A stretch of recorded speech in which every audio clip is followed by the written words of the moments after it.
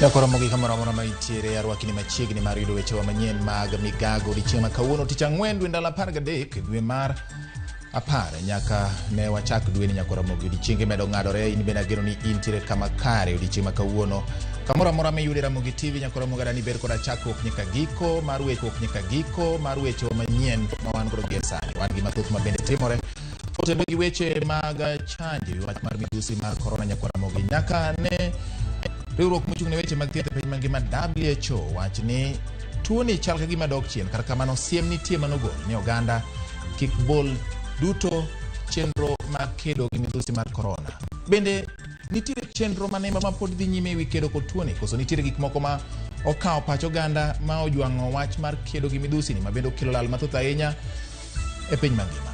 Magi to kod mamoko RAMOGI wan kod gika. Nitiere weche ma otende gi yedhe makech mamero ji kama gwenge ma Kisii kocha bende wabiro luwo wach japuonjre moro ma oyud kod akota maromo 37 mag nyasore. RAMOGI wan gi mathoth ahinya Migago odiochieng' ma kawuono ni omiyo kik idhi mabor, kik iwe moro amora mondo mi okal ikete mana kama. Mokwongo weche manyien ma wamiyo pek.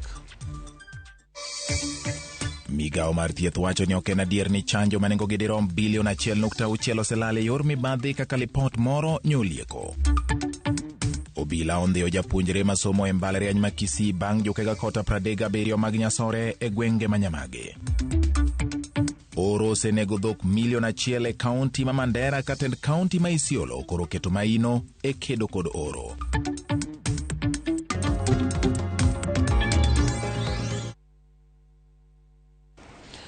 Arwakini machiegni mar yudo weche manyien adimba. Nyinga en George Bati. RAMOGI par ni nyalo tudori kodo e namba 360 mano namba marwa mar ote machuok RAMOGI TV weche manyien saa 7 kaachiel koda bende YouTube gi Twitter. Handle mara en @GeorgeBati_.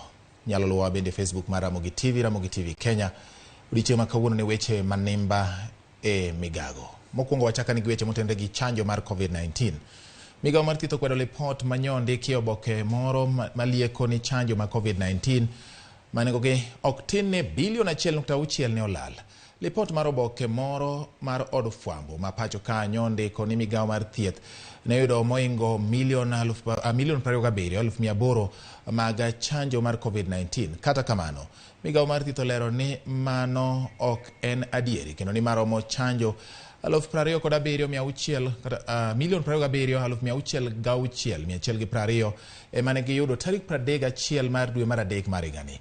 Migago no yango ni dos maromo 24,299,680 mag chanjo ne ochwal ne counties tarik 31 dwe mar adek higa mar 2022 ka dos maromo 3.3 kende emane odong' e thuolo no. Lipot mar Migago no bende olero ni dos maromo 843,718 mag chanjo mag AstraZeneca nokethore ma ok dos 697,624 kaka nyo oboke no ondiko.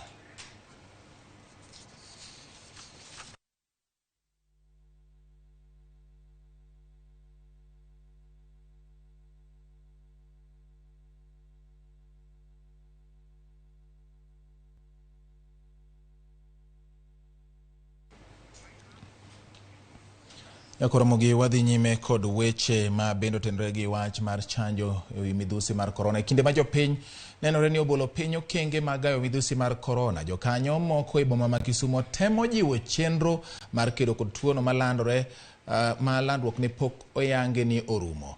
RAMOGI koro dani wadhi achiel kachiel nyaka e kaunti ma Kisumu kama jafwambo marwa Millicent Adhiambo odiochieng' ma kawuono ni kaachiel kod chenro mage ng'iyonwa moko kuom okenge ma owinjo bed ni keto eneno ni othir landruok mar midhusi mar corona ahinya kokalo e yudo chanjo ma en bang' riwruok moro koro wuok oko Kisumu mar nyiso jopiny okenge ma owinjo bed ni gitiyo godo e weche mag chanjo. Nyaka gie sani RAMOGI koro wadhi ani Kisumu. Millicent, amosi ni misawa kendo kapo ni winja gie sani nyiswa ni to king'iyo alwora mar Kisumo gi wang' mar jafwambo bende nitiere gi ranyisi moro amora ni oganda pod odewo weche mag thiro landruok mar midhusi mar corona koso ne gijwang'ogi to poni ma otimore riwruok makoro temo jiwo jopiny ni wach ang'o i wach mar chanjo mar COVID-19?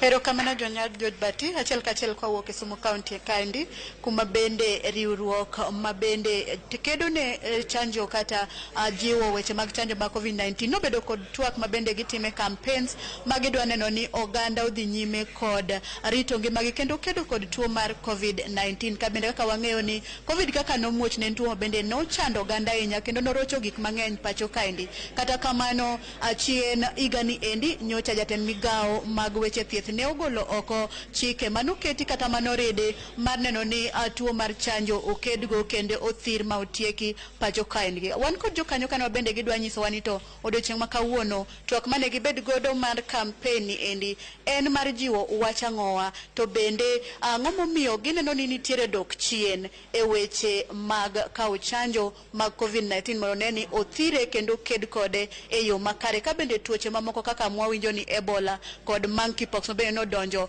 poko donjo kendo chako ohinyo ji kaka COVID-19 nohinyo. Machiegni ahinya kaka oganda achiel kuma wuok e riwruok mar Christian Aid inyalo leronwa ni to romo makawuono ni endi en marang'o odiochieng' makawuono to ang'o manujiwo ahinya manutwake mondo mi kapok wadhi nyime ichak lero na achiel kachiel gigo mabende agombo ni ilerne oganda jokanyana. Erokamano kawuono ni ne watwak Kisumu ka gi stakeholders mopogore opogore. Wang'eyo ni sani nitie midhusi mar Ebola manitie Uganda to Kisumu kae ok bor gi Uganda. Gimwatemo ng'iyo en ni wabedo gi information mowachiwo ne jopiny mondo jopiny ong'e ni chanjo onego bed ni dhi mbele. Mar ariyo en ni king'iyo ni wan gi vaccines malaro milion 27 to nyaka sani wasetiyo mana gi milion 20 matiende ni wan gi milion 7 ma ji pok oyudo. Kuom milion 7 gi ibiro yudo ng'eny ji ma pok oyudo gi gin jok manie gwenge kendo jok manie informal settlements. Koro twak mane wan godo kawuono en ni wakelo stakeholders kanyakla mondo wang'e ni ang'o gini ma ginyalo timo. Mar ariyo en ni iyudo ni kane COVID-19 ochakore sirikal kaka ni deal gi ji noko deal gi ji e yo maber. Kano kiwaka buog rombe to ni maki igoi kendo kochopo saa achiel to yudi oko tinyalo turi. Machielo kendo matimore en ni wan gi riwruok gi Kenya Medical Practitioners and Dentists Union gimosebedo katimore en ni sirikal pok osechiwo pes kata minyonge monego bed ni gichiwo ne counties kata sirikal mag counties mondo ging'e ni weche thieth otimore e yo manade. Sani en yud ni kane corona omuoch thoth jok manokuongo tho ne gin dakteche. Ang'o mwanyalo timo makata ka Ebola kata ka midhusi moro amora odonjo to wanyalo geng'o magi. Mogik ahinya en ni daher kwayo stakeholders manitiere un kaka jombetre kaka joramogi kata jombetre mamoko to gi stakeholders mamoko obed sirikal mag gwenge to gi NGOs mamoko to gi women group gi youth group. Role mane mwanyalo tugo nikech iyudo ni ng'eny yudhe nok nyal dhi e change. Kano ginyal yudo chenjo machielo ne timore niya ne nitie a lot of myths to dakteche osewacho ni midhusi mag corona gi vaccine michiwo nitie side effects nitie effects moko mang'eny. Side effects en normal magiwacho ni kochanj ng'ato to ng'ato nyalo winjo kagima ochalo kagima odwani to ko ulo ni dhi hinye. Koro daher kwayo kata jo lemo kata jo yalo mondo giyie tiyo gi pulpits margi mondo gitem kono ji ni vaccines manitiere gin vaccines mosebedo tested. Sirikal ok nyal chiwo vaccines oyaye gikwonge ng'iyo ni vaccines gi be gin vaccines manyalo thiedho ng'ato e yo maber. Koro ka ng'adi paro ni nikech campaign ni ahinya en thor wach ne en ng'iyo gigo mabende miyo dok chien obedo e weche mag COVID-19. Iparo ni e piny Kenya kaendi ang'o makelo mano e atamalo mani malo ahinya e kwan mamalo ma inyalo wacho ni mage mae mag gwanda timo kata gini ema timore emomiyo ji odok chien owere gi weche mag keto kata luwo chike mag kedo gi COVID-19. Wayudo bende chien kanyo nogol chikego. Nyalo bedo ni golo oko chikego eko mane jatend migao Mutahi Kagwe nogolo ni ji koro ombekne gi chike mag ka idhi kamoro chuno nyaka irwaka buog rombe nyaka iluok lweti to tinde wayudo ka thoth tende en mana ni hotel ka hotel oket mana pi ma ilogo ka gichiemo to gilog ni girito kata gigeng'o COVID-19 gilogo mondo mi gichiem giyieng' gidoge tijegi mapile. Achiel kuom ginyalo bedo ni golo oko chike goeko emoduoko chien to koso ang'o momiyo ji ombeko tol e kedo kod kata luwo chike ma kedo kod COVID-19. Erokamano, aparo ni sirikal mamalo mokwongo kapok ombeko chikegi nokwongo ng'iyo ni chike manoketgi kapok ombekgi to ere medical expert advice magiyudo. Gimachielo matimore en ni gimomiyo ji mang'eny pok odhi ne chenjo en ni nitie a lot of information e social media. Information manikete e social media gi moko ne wuondo ji ni kochanji tidhi tho kata kochanji to kinyal yudo nyithindo, but engagements mosebedo godo gi lakteche madongo dongo gisewacho niya vaccines gin gik mabeyo emomiyo gidwaro ji mondo ochanji. To gimachielo en ni stakeholders emano wanyalo kwayo niya giti gi opportunity margi ka gi engage mondo gichiw information maratiro. Ginyalo come up with fact sheets manyiso niya vaccines mage manitiere. Nineno ka Auditor General kanochiwo report ne nyiso niya nitie clinics mane onge e chanjo system. Do aher kwayo niya e gwenge ma wantiere kaka Kaluoka kata gwenge mamoko giyie mondo gichiw information through the various structures. Wan gi chiefs, wan gi MCAs be ginyalo chiwo this information mondo ji ong'e niya ere kama nyalo yude chenjo to chenjo bende gimaber. Koro daher mana kwayo niya sasa mwasebedo gi midhusi kik wachak ng'iyo blame game. Watem biro kanyakla wabed piny mondo wang'e niya what is the best solution. Kasto ne dakteche kata ne medical facilities magwa do aher kwayo sirikal niya giyie gimeda tam malo mar pesa magichiwe gwenge sirikal mar gwenge mondo ging'i weche thieth. Erokamano. Erokamano ahinya. Katere achiel kachiel na kon Juang ir jakanyo machielo ang' ni leno mana matin ni what do you people mean ka uwacho ni you are championing for safe vaccine? Does it mean ni there are some vaccines ma are not safe ma bende ji osebedo katiyogo? Okay, thank you very much. My name is Dr. Onyango Ndonga, KMPDU Chairman Nyanza. Now, when we coined the term championing safe vaccine, really the thinking behind it is one, that these vaccines have been tested, they have undergone through all the processes of vaccine testing. Makoro vaccine can be used on a human being. And therefore, can there be vaccines that are unsafe? Yes, but those vaccines will not reach a point where they are being administered to human beings. Now, kama nochoponi wangi COVID-19, we had to act very fast mondwayud a new vaccine mawanya tiyogo in humans to prevent spread of the disease. That meant that the long process that we are used to seeing when vaccines are being developed is not what we saw with this current vaccine. But remember, the first time coronavirus was discovered was in 1965, which means there have been processes throughout those years to come up with a vaccine that is going to prevent coronavirus. But this particular coronavirus 19 was now different, slightly different from the one that we had initially, but the vaccines were already in progress. So we are championing for people to get the vaccine that have been tested and we know are safe. Thank you so much. Mana katieko mana mapio pio. Ere kaka udwa tiyo gi government mondo mi uneni dok chiene e kao chanjo othir kendo wach mabende uchwalo nyime ne communities kata jogo modak e alwora ma Kisumu kotenore kod kedo gi COVID-19 mana mapio kwatie. Ani iluongo ni George Collins Owuor, atiyo gi migawo moko mar sirikal mabende iluongo ni Transform Empowerment Faction Initiative. Aparo ni marwa tok tek ahinya. Marwa en neno ni watiyo kanyakla achiel gi migepe mopogore opogore mondo wane maber ni jopiny oyudo chanjo. To thor wach maduong' en ni wadwa kawo county governments mondo be okawe thuolo gi makende katimo gima dho liech kata dho kisungu luongo ni sensitization.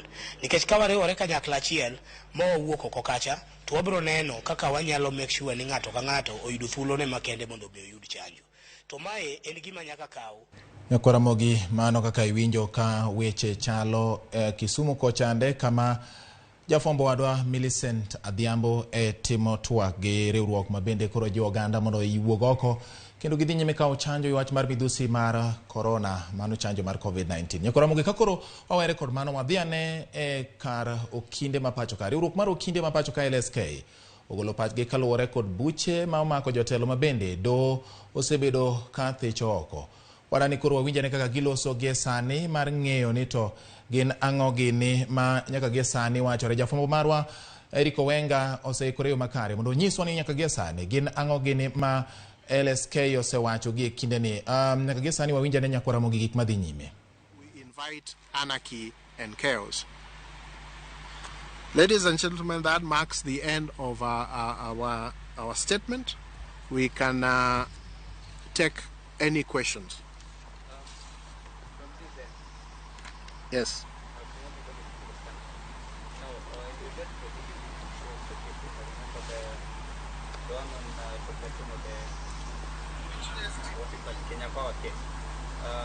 The argument was that, first of all, he had written several letters to the DCI requesting them to see the gap in the case. Then number two, regarding the investigating officer, that if he was supposed to submit or rather give a statement which he wrote, in such an instance, what was he supposed to do? Now you're right. The question then would be, how did they arrive at the decision to charge the former MD of Kenya Power if they had such gaps in their evidence? Are they saying that what has changed? The question is, what has changed in that situation? By the time they were making the decision to charge him, they must have known of the gaps. And I think that is the explanation that he must give the country. Was it a political decision, or was it a decision that was based on the evidence that was placed before him at that particular time? If it is a question of discovery of new information or evidence that was not available at the time of making the decision to charge, then we will be dealing with a completely different matter. And we must also not lose sight of the fact that the director of criminal investigations has also resigned from office. So we have to ask ourselves, are these two events related? And there must be accountability for a public officer and a state officer in terms of how they use the powers donated to them by the Constitution.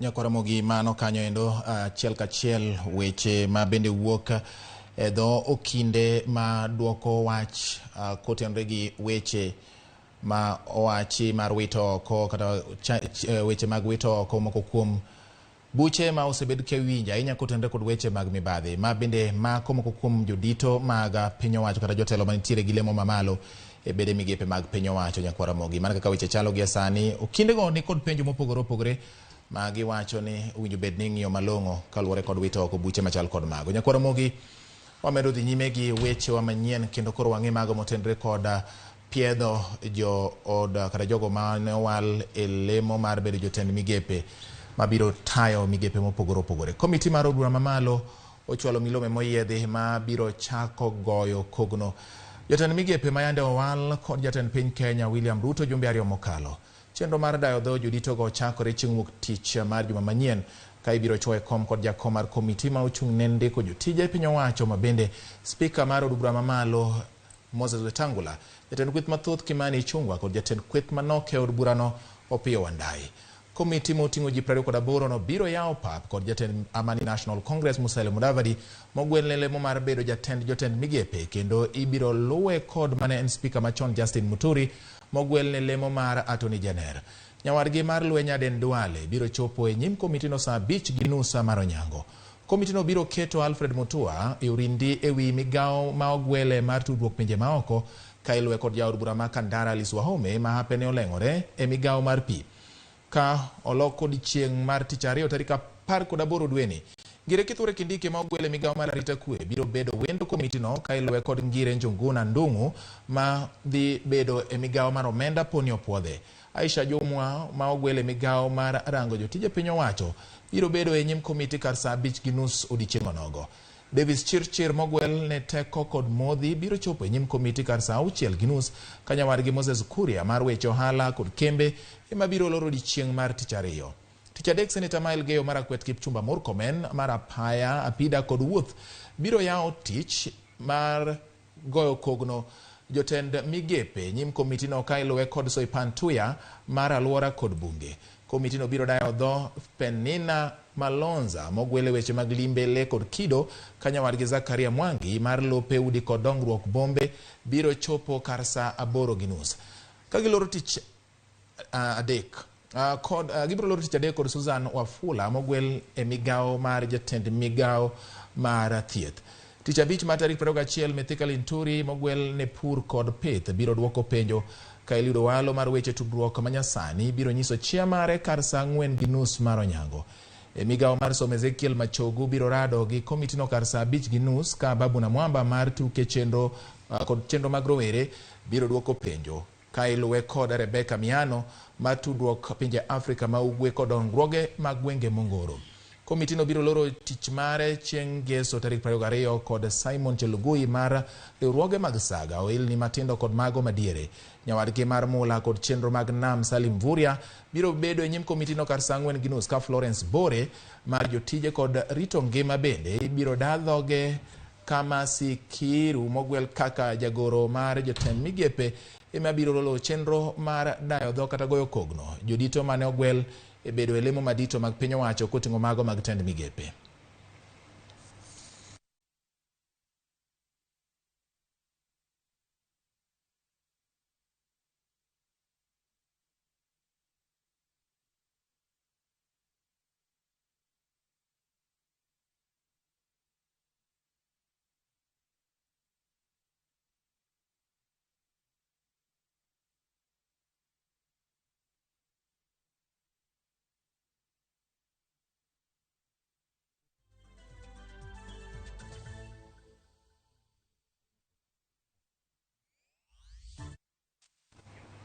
Yakoro mugade ni korateri gwenge makisi kocha kama nyaka gesani jafumbo marwa Crispin Otieno saikore mondo nyiswa kaka weche chalo ahinya kotenore gi romo ma telo mochung'ne weche mag pith mag chai KTDA timo romo e gwenge makono mondo mi gilalre kod jopur mag chai wi okenge mwinjo bed ni itiyo godo e jiwo weche mag neno ni pith mar chai kata pur mar chai obedo gino manyalo kelo yuto ne oganda ma bendo osebedo ka okawo ting' kata tich mar pur mar chai kaka gino ma kelo negi yuto. Parne riwruok mar KTDA en achiel kuom mago mosebedo ka ochung'ne jopith gi jopur mag chai mar neno ni gin jogo ma oyudo yuto bang' chwero luya elo ka gitiyo e puothe mag chai. Crispin Otieno inyalo nyiswa ni romo matimore kawuono ma bende KTDA oyuoro kendo romo kod jopur mag chai gin ang'o gini madipo ni nyalo mi pek e romo machal kod ma ahinya e kinde ni ma bende oganda dwani mondo mi gigo ma gitiyo e ma gichwere luya okel nigi yuto mondo oresgi ngima ma medo ridore pachoka.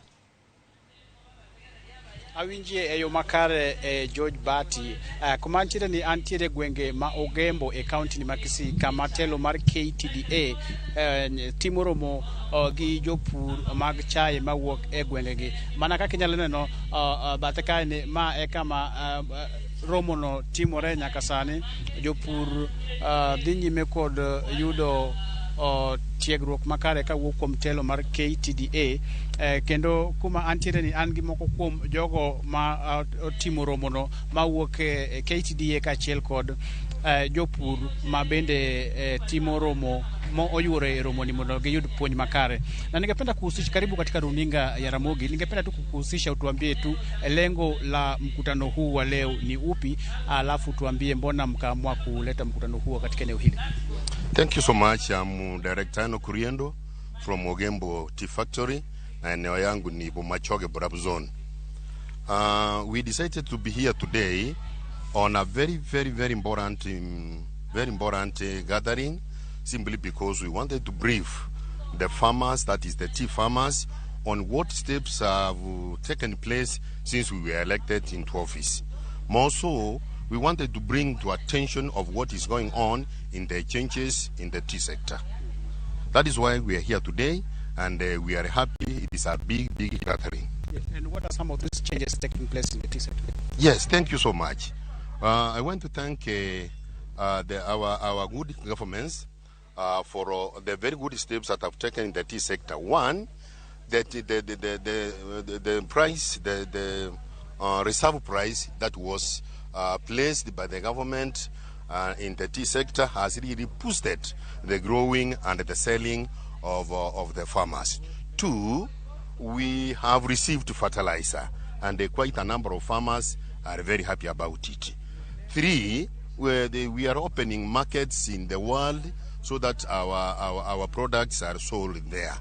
We were able to pay the farmers 19 shillings, which for many years has never happened. And again, the payment, monthly payment, also went up from 17 to 20, and which also comes promptly by the fourth day of every month. The farmers get their pay, and we are happy about it. Asante. Alafu labda swali moja kabla tujazungumza na mkulima. Hebu tuambie, kuna baadhi ya wakulima wa chai maeneo mbalimbali ambao wamekuwa wakisema kwamba kuna mashine ambayo yameletwa kufanya kazi katika mashamba yao na kuacha wakulima wa chai wenyewe wakiwa hawana kazi. Je, mnashughulikiaje masuala kama haya? Not really. It has not been welcome in our area, simply because the farmers don't find it convenient. Kwa vile wanasema inaharibu chai, and it will leave many peasants without job. Asante sana. Wacha tuzungumze na mmoja wa wakulima katika eneo hili. Tuambie unaitwa nani, alafu mkutano huu una umuhimu upi kwa wakulima kama nyinyi? Asante sana Bwana Crispin. Mimi kwa majina ni Tom Nyandwara, mkulima katika kiwanda cha Ogembo na kinatoka maeneo ya Chache. Mimi ni mkulima la tangu nyakati za nyuma tumekuwa tukiteseka sana, lakini tangu election ikwe vile serikali iliagiza kwamba wakurugenzi wapya wawekwe katika ofisi, tumeshuhudia mabadiliko mengi sana ambayo yamehusu mkulima na saa pia yamefaidi mkulima sana. Vile mmesikia hapa na vile mnajua, pesa tulikuwa tunapata mshahara wa chini sana wa shilingi 17 ikawa approved mpaka shilingi 20. Hapo pia bonus ilikuwa last tulipata kabla hawa wawe elected, tulipata bonus ya shilingi 5. Lakini hapo baada ya wao kufika ofisi, kuingia ofisi, tukapata bonus ya shilingi 19.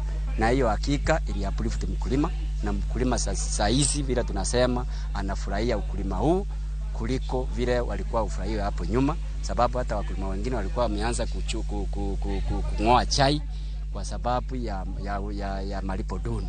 Lakini sasa wamerejea kwa kishindo, wanafurahia uongozi wa factory yetu, na pia sisi wenyewe tunafurahia vile tunapima chai na vile tunauza chai na mabadiliko mengine ambayo inaendelea, ambao pia tunawauliza angalau wajaribu sana na waache hii mambo ingine. Tumesikia kuna madirectors wengine wanataka kuzingia ofisi, na hao ni madirectors wale ambao walitoka ofisi. Asante sana. Shukran.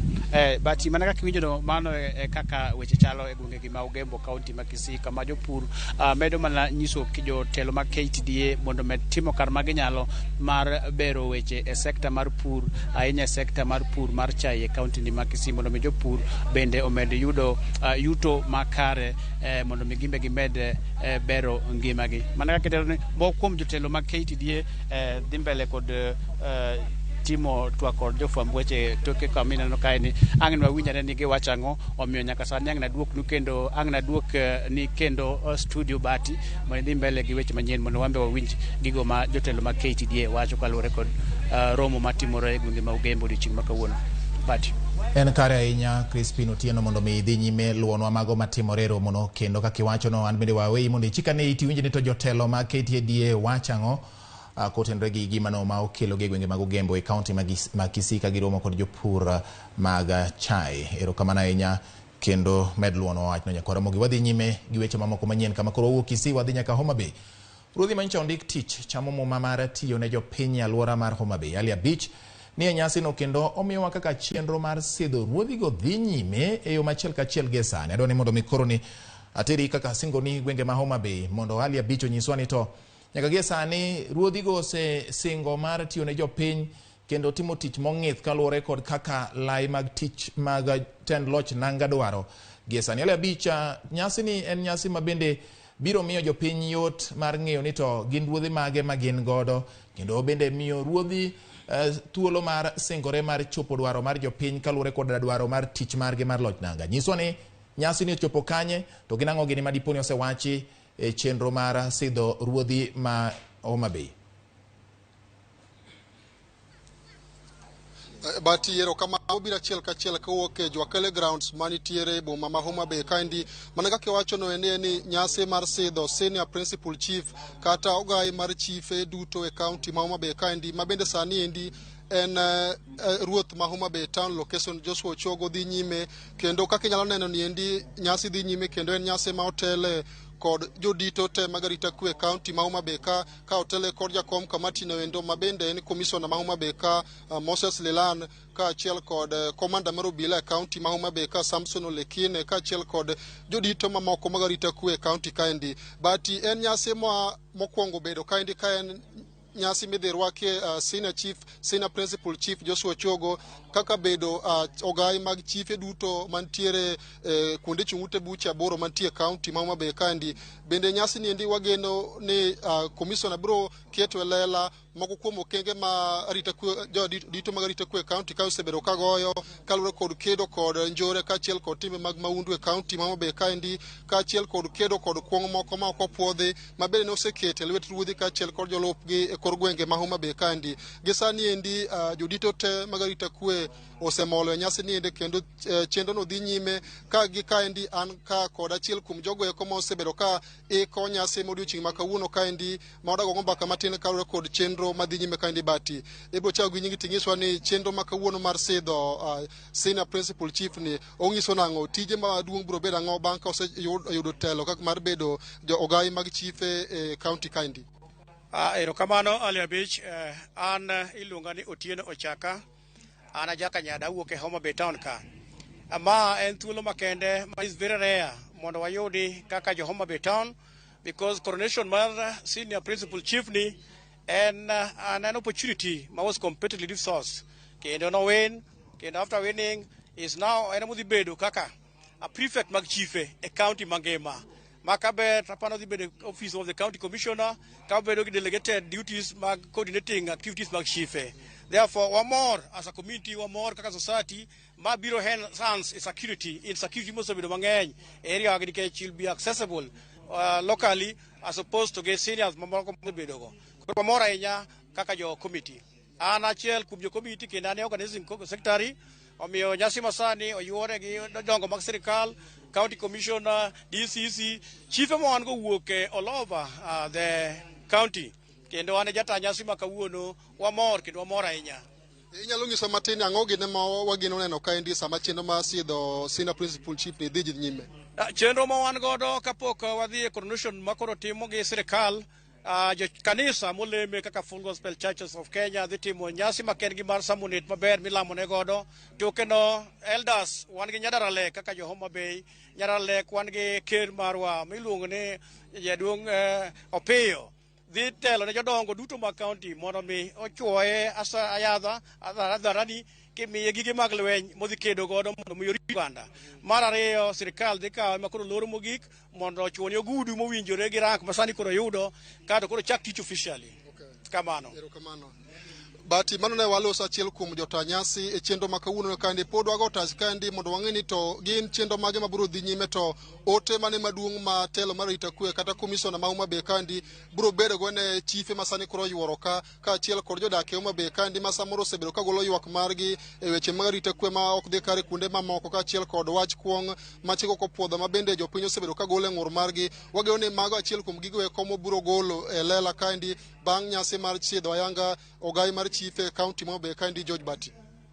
Erokamano nyali abich kuom miyowa report manimba kowuok e county ma Homa Bay kama nyasi mar sidho principal chief dhi nyime e boma ma Homa Bay. Erokamano ageno ni ma biro kelo yote jiwo weche mag arita kwe kendo keto lai manimba mar tich e kind ruodhi ma opogore mayudore e kaunti ma Homa Bay mare ni jopiny oyudo arita makare kendo bende telo mar loch nanga obedo gi yot chwalo tijene ne jopiny. Ali podi biro medo luono ang' ni nyiso bang'e gik mang'o timore nyasi makoro dhi nyime gi sani ni. Erokamano ahinya Ali Abich. Nyakwara Mogi, wadhi ane nyime kod weche mabende wadhi godo gi thuolo ni kama chopeni.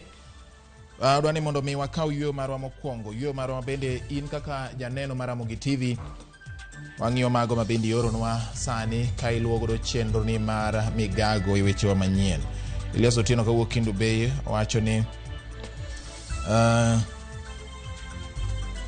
ni RAMOGI TV neno maler ahinya kendo owacho ni chanjo ber ka owinjore to ber ahinya ka itere nyaka kor gwenge kata mane chirni mondo bed mayot moloyo ne jogo mapok oyudo chanjo mar COVID-19 mondo yudo chanjo no nikech ma en gima jingo rateke mag del mondo bed karakore yo makare gi tuoche machalo kod mano mar midhusi mar corona. Erokamano mondi Chief kawuok Bongu Kanyadoto winjo makare kendo weche manyien donjo ne yo maler. Erokamano ahinya. David Okeyo kawuok Awendo winjo RAMOGI TV yo makare weche manyien mag Migago donjo ne kaka dwarore. Sara Singa mar West Kanyamkago en bende wacho neno RAMOGI TV kendo oikore mar neno chenro mamoko bende mag RAMOGI TV. Nyakwara Mogi gie sani yiena mondo akaw yweyo ka waduogo wan gi mathoth e weche manyien mag Migago.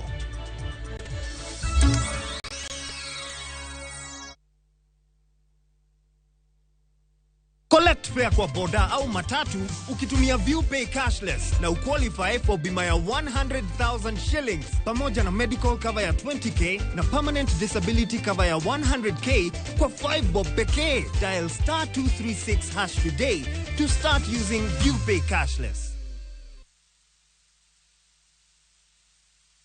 Mashabiki chungu nzima wanaendelea kushinda bonuses nonono kwa Shabiki Jackpot Mbao.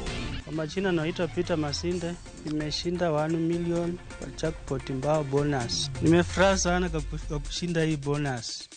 Hii pesa nitaitumia kwa kununua shamba na kulipia watoto school fees. Na wahimiza wagazi wa Busia waendelee kushiriki hii kitu si ya uongo, ni kitu ya ukweli. Bonuses are for 10, 11 and 12 correct predictions. Join the bonus movement. Cheza Shabiki Jackpot Mbao kwa kutuma neno SJM kwa 29063 na huenda ukajishindia zaidi ya shilingi milioni 20 kila wiki. Shabiki Jackpot Mbao, the easiest jackpot in Kenya. Not for persons under the age of 18. Betting can be addictive. Play responsibly. Shabiki.com is authorized and regulated by the BCLB. License number 416. Shabiki.com.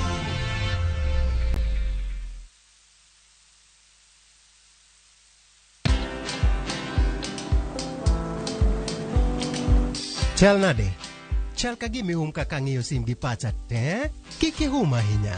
En mana ni asebedo e story ahinya. Mana kaka rally manyochacha ne chal ka gima ne an kanyo kane otimo. Kendo kane iyawo chiro manyien ne chal ka gima ne an kanyo. Sama ne imiyo welo mapacho ka nengo mogonyore nam chumbi ne antie. In bende inyalo bedo e story kamora mora. Download mana Citizen Digital. Bed iyo ng'ala manyime gi weche manyien ka gi tuch kod gik mamoko ka gi timore kod opogore pachoka kod pinje ma oko. Download Citizen Digital. Citizen Digital.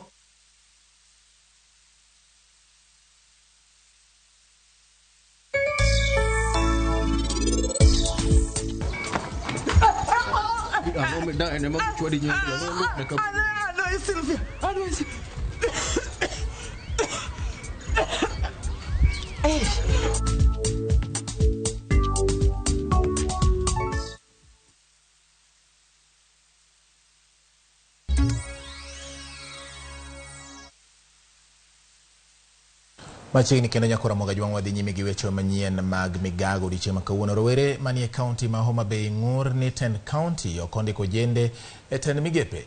Giwacho ni otuotgi kata obedo ni moko kuomgi oramo ni nyogin kod lony madwarore. Koro gidwaro ni Gavana Gladys Wanga obiondik rowere lemo mamoko mapod odong' mapok okete ji e kaunti ma Homa Bay.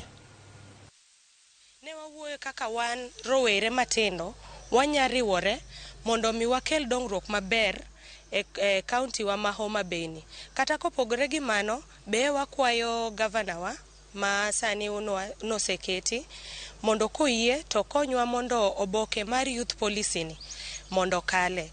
Gimoro jiji waneno ni wawuoye kaka wan rowere matindo wanyariwore mondo watim gini kanyakla mondo wakel dongruok nikech ndalo siasa oserumo. Koro onego bed ni watiyo kumoro achiel gi jotendwa moseyier mondo wadhi mbele kaka kaunti achiel mondo embo bede kuonde ma counties mamoko bendo setimore nade osebede. Kawuono wariwore ka mondo wang'i kaka weche mag youth inyalo mi priority mokwongo kotenro gi chike to gi andike manyalo tayo kaka watimo gigo eko mag youth. And migawo mar daka kawuono ominyiso wa picha ni onge gino minyalo tim ne youth koko ket youth mondo oluong mon osum pache e loso gimidwa timnegi. And magi mondo timre nyaka bede andika, nyaka bede gino matayo kako onego bed ni itimo okang' kokang' kotenre gi weche mag joma tindo. Kadwa kwayona ne youths en ni sani e sama ber nikech counties kata migawo kata dongruok mag kor gwenge mapiny pango mar loso gimiluongo ni CIDP. CIDP en gimiluongo ni ochalo kako kapu moting'o dongruok mag county kuom higni 5 mabiro. Koro sani e sama ber winjo be youth sugo oko mondo mi wach weche gi maler mondo mi oketnegi e andiko mar CIDP ni mondo mi giwach gik maber midwa mondo kati otimnegi kuom higni 5 mabiro. Owuok e kaunti ma Homa Bay kendo wadhi nyaka e kaunti ma Narok. Gavana mar kaunti ma Narok Patrick Ntutu owalo jotend migepe 10 mabiro tayo migepe mopogore opogore e kaunti no. Jotelo mowalgo gin kaka David Muntet mabiro tayo migawo mar omenda, Johnson Sarani owal kaka jatend migawo mar ohala kod limbe, Joyce Keshe biro tayo migawo mar pur kod lupo, ka Robert Simotwo biro telo ne migawo mar somo kod chenro mag ojende e kaunti no. Vivian Sereti biro chung ne migawo mar gedo kod dongruok mag gwenge, migawo manosebedo ka omako e tend kaunti mokalo.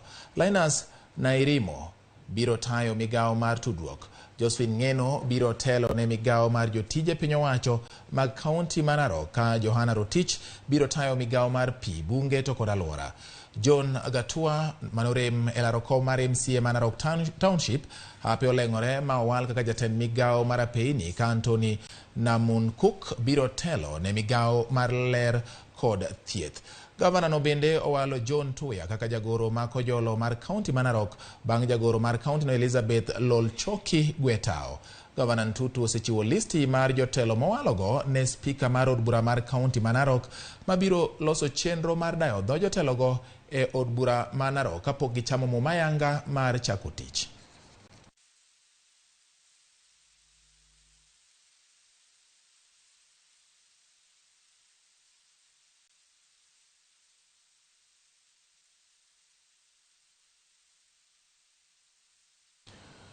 Jo kanisa mar Nomiya kod jotelo mag duond bura mar UDA kaunti ma Siaya kwayo oganda mawuok e gwengego mondo mi orwak kendo sir tend Ruto. Ka giloso e romo mano nywako tend kanisa mar Nomiya kod jotelo mag Kenya Kwanza e gwengego, jotelogo wacho ni gwenge ma Nyanza ni kod mwandu mathoth mapok otigodo makare kuom thuolo malach, gima koro osekelo dhier ne moko kuom jodak makono. Jotelogo kamoting'o jakom mar UDA bade ma Siaya Bernard Odinga wacho ni gikore mar tiyo kamoro achiel kod piny owacho mamalo mondo mi okony Ruto e kelo dongruok ne Nyanza. Jotelogo bende odwoko erokamano ne Ruto kuom gwelo achiel kuomgi Eliud Owalo e lemo mar migawo mar tudruok kod lony manyasani.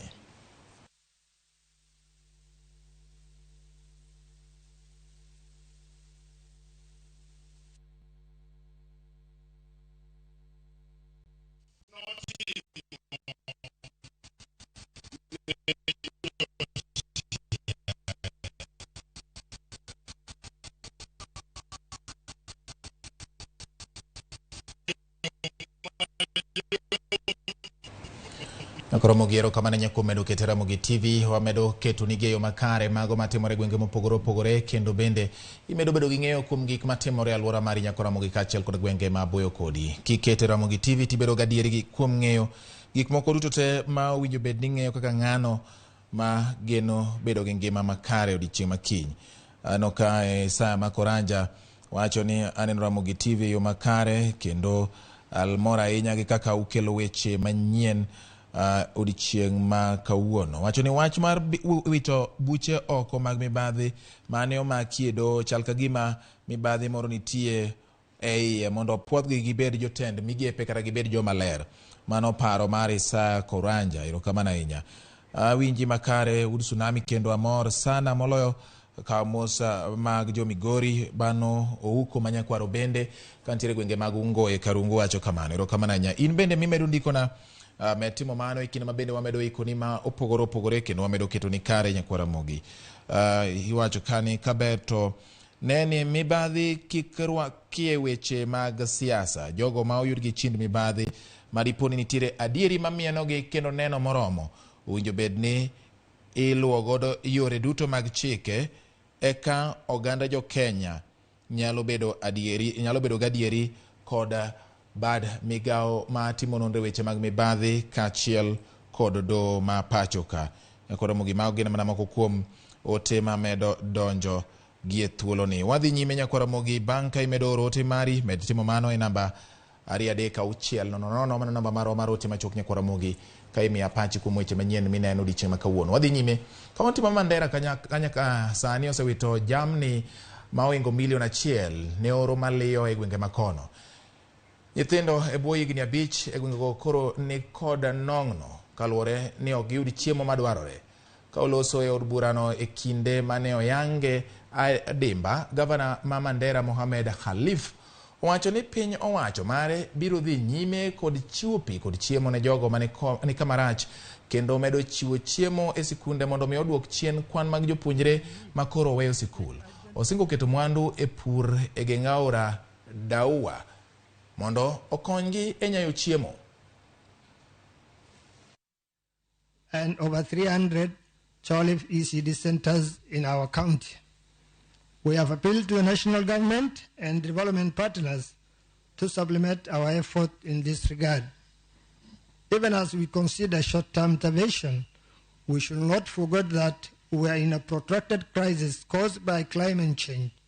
Moreover, unpredictable weather pattern has made rain-fed agriculture and pastoralism, as we know it, untenable. Food, livelihood, water problems, education and health has been very clearly outlined in the governor's address, and this, I think, as Mandera County Assembly and the people elected to represent our people will ensure, as per the request of the governor, we are going to give him all the necessary support. That was fair. He talked on a lot of issues, a lot of things to be discussed. Most importantly, he talked about the devastating effect of the drought, and he specified exactly what can be done to caution our citizens, our Mandera County citizens, how to caution about the drought effect. And we are happy that he brought out several programs that he wants to roll out in his government. Maisiolo chungo chenro mamoko mag dongruok kendo keto maino ne kedo kodoro gi kech ma ogotache county no. Kotene gi jotelo mamoko ma county, Governor Abdi Guyo wacho ni giloso committee marango chal mar oro kod keche county no kendo pedho kenge makare mar kedo gi midhierogo. Motelo ne mano Guyo otelo ne chenro mar chiwo chiemb kony ne familia maromo 24,000 maonge gi kaka ginyalo yudo chiemo. Telo ma ochung' ne kedo kod oro oyango ni maromo familia 30,000 e county ma Isiolo kalo e midhiero mar oro gi sani. County ma Isiolo en achiel kuom counties ma oro go e tache pachoka ka jotelo mamoko koro jiwo chenro mar keto mise motegno ne kedo kod midhiero mag oro. Intervention, and we come up with recommendation to the national steering group on what is needed to mitigate the effect of drought in Isiolo County. In the National Steering Committee, we agreed when we come up with the recommendation, we will know what the national government will put on the table, the development partners, and the county government of Isiolo. We will suspend on projects because our priority now is to safeguard the lives of our people and their animals, because that's our priority. You cannot do development when people are dying. We are suspending all development projects to focus on making sure that nobody in Isiolo County dies of hunger. Tumekutana na civil society, NGOs, wa Isiolo County mzima. Tumeongea na wao na responses zozote ambazo tumewaelekeza kulingana na mambo ya janga la njaa, tumewaambia kila mtu awajibike kiwango yake. Shida pia ni intervention, ile generation of the list, wale watu ambao wana the vulnerable list yao. Tunataka kuanza a fresh audit of that list, na tunasema hiyo list katika location tutakuwa na chief hapo na ward administrator. Ramogi bero manyotim ne ringre mane en japuonj maduong' e sikund nyiri ma Rangenyo e kaunti ma Nyamira oyango ni ne onege. Bero manyotim e od thieth maduong' ma Kisii yango ni mosenindo Lydia Onyini ne nigi hinyruok e goke kod agoge manyiso ni ne ogoye gi gimoro ma onege. Laktar manotimo bero no Dennis Nyamwaya wacho ni kata wacho yor simu ni japuonj no chali ne oigodo gi jonego ma onege kapok ne owit ringrene ma oluore gi kit hinyruok mane ofwenye dende. Riwruok mar jopuonj ma Kupet Bade ma Kisii kod Nyamira kanyakla kod familia mar japuonj no dwaro ni obila otim nonro mapiyo mondo mi omak achije mane otimo tim maundu makamano. We want to call upon the intelligence agents to move extremely fast and give us preliminary arrests as early as 6 this evening. This issue having happened in the school compound, where there are watchmen, where there are workers, where there are students, where there are teachers, we expect the police to give us a preliminary report by 6 this evening. We are not taking this thing lightly. A teacher cannot be killed in the school compound and just we watch and listen and get stories from other quarters. From the preliminary reports that they have said that they have established that there were injuries at the head, the chest, that means that somebody ambushed our principal and killed her in the school compound. We are demanding, we are not requesting, because this is a serious matter. Today it has happened to our principal. Tomorrow there will be another teacher. We want this thing to stop forthwith. Ni mshangaa kubwa kwangu sana. Sina la kusema, lakini ile kitu nitaweza uliza.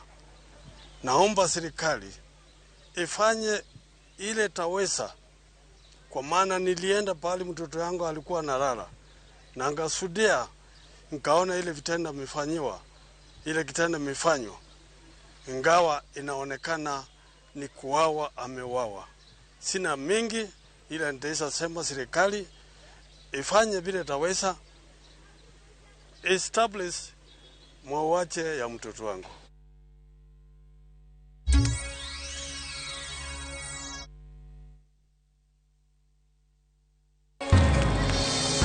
Japo tuna tofauti, kila moja wetu ana sauti. Stop the bus. Tuinuane, ushirikiano wetu. Tuinuane, na ukaribu wetu. Tuinuane, tuinuane. Tuko pamoja maishani. Tuinuane, Tuko pamoja maishani, tuinuane.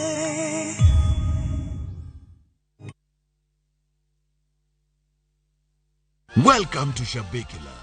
Play Shabiki Virtuals on Shabiki.com for a chance to win huge cash prizes from low stakes. Jisetie stake na how much you want to win. Kuna penalty shootouts, defender and so many virtuals only on Shabiki.com.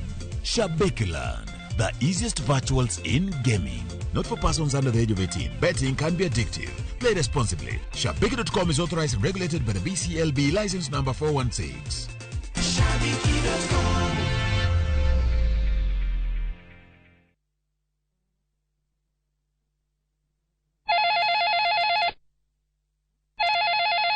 Ngoja kidogo nakupigia.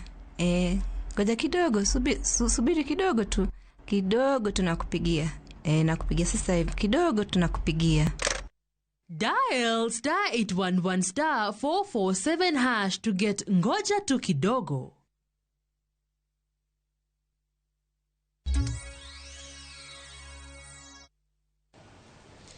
Machini nyakora mogi wadwane wang'ie mago motende kod wach mana wanyisi kotende kod nyasore. Apisas mag obila ondhiyo japuonjre masomo e mbalariany ma Kisii bang' juke koda kota 37 mag nyasore e gwenge mag Nyamage, kaunti ma Kisii. Japuonjre no moyong nyingi kaka Rogers Kiprop majegni 25. Odiochieng' manyoro ne oriko loso akota mag nyasore ka en kod jopuonjre wetene mamoko e seche ma obila nyomonjo odno kendo mako achejno. Jopuonjre mamoko nyopuso ng'wech meolal Meru.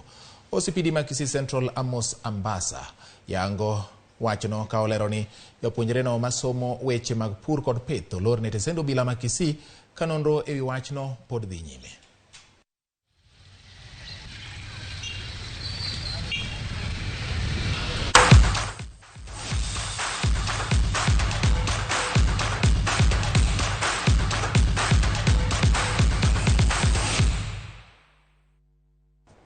Akoromogi piem mag nyamburko mag Safari Rally National Championships biro dhi nyime giko dirani ka dhowadh nam chumbi e kaunti ma Kilifi.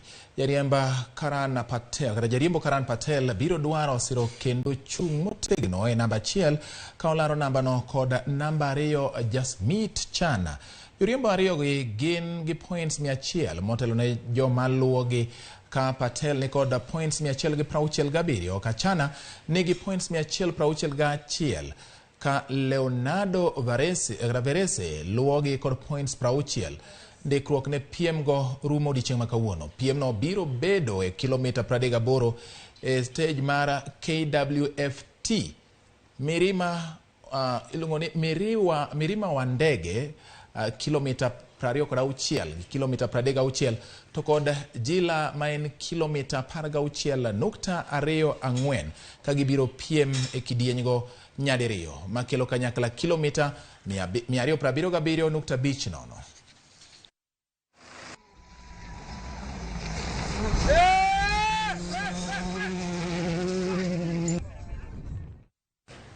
Tim mar piny Kenya mar okapu basketball mar joma ni kod ng'ol mar winjo oidho malo e namba mar timbe mabecho e kwan ma ogol kod duol ma ochung' ne opich okapu mar joma okwinj wach e piny mangima. Tim no koro namba 12 kod points 90 e timbe mag Afrika. Tim mar USA ogolo Lithuania e namba 1 ka Ukraine odong' namba 2. E kidieny mar joma mine Kenya odong' kaka namba 1 e timbe mag Afrika. Points mag chiwo nemnigo oyudi tok tuke manotugi mag World Deaflympics e boma ma Caxias do Sul e piny mar Brazil.